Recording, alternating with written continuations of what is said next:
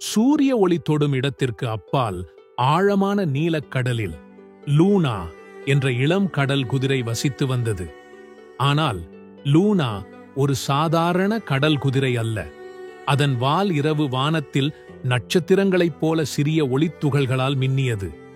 லூனாவுக்கு அவள் ஏன் மின்னுகிறாள் என்று தெரியவில்லை. மற்ற கடல் உயிரினங்கள் அடிக்கடி வெறித்து பார்த்து கிசுகிசுத்தன. சிலருக்கு ஆர்வம் இருந்தது, மற்றவை பொறாமைப்பட்டன. சிலருக்கு அவளை கேலி கூட செய்தன. அதனால் லூனா பெரும்பாலும் தன்னைத்தானே தனிமைப்படுத்திக் கொண்டு கடற்பாசிக்கு மத்தியில் நீந்தி குமிழிகளுடன் விளையாடிக் கொண்டிருந்தாள். ஒரு நாள் கடல் மாறத் தொடங்கியது. பவளப்பாறை அதன் நிறத்தை இழந்து கொண்டிருந்தது. மீன்கள் நீந்திச் சென்று கொண்டிருந்தன. கடலின் அடிப்பகுதியில் ஒரு குளிர் நிழல் பரவியிருந்தது. ஏதோ சரியாக இல்லை.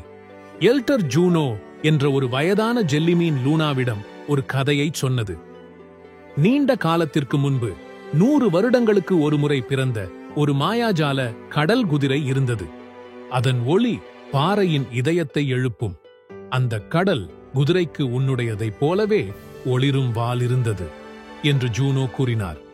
லூனா கண் சிமிட்டினார். நானா? ஆனால் நான் சிறப்பு இல்லை.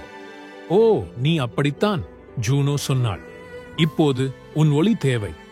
தன் வாலில் இருந்த நட்சத்திரங்களால் வழிநடத்தப்பட்டு லூனா இதய பவளப்பாறை தூங்கிய விஸ்பர்ஸ் பாறைக்குள் ஆழமாக நீந்தினாள். பயணம் சோதனைகளால் நிறைந்தது.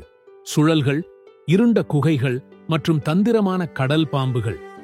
ஆனால் லூனா ஒருபோதும் கைவிடவில்லை. பாறையின் மையத்தில் அவள் இதய பவளப்பாறையை கண்டாள், சாம்பல் நிறமாகவும் மந்தமாகவும். லூனா மெதுவாக அதன் மின்னும் வாலை சுற்றிக் கொண்டாள். திடீரென்று பவளப்பாறையிலிருந்து வண்ண அலைகளில் ஒளி வெடித்தது. பாறை மீண்டும் ஒளிரத் தொடங்கியது. சிவப்பு, தங்கம், ஊதா, பச்சை. மீன்கள் திரும்பின. கடற்பாசி நடனமாடின. கடல் மகிழ்ச்சியுடன் பாடியது. லூனா பாறையை காப்பாற்றினாள்.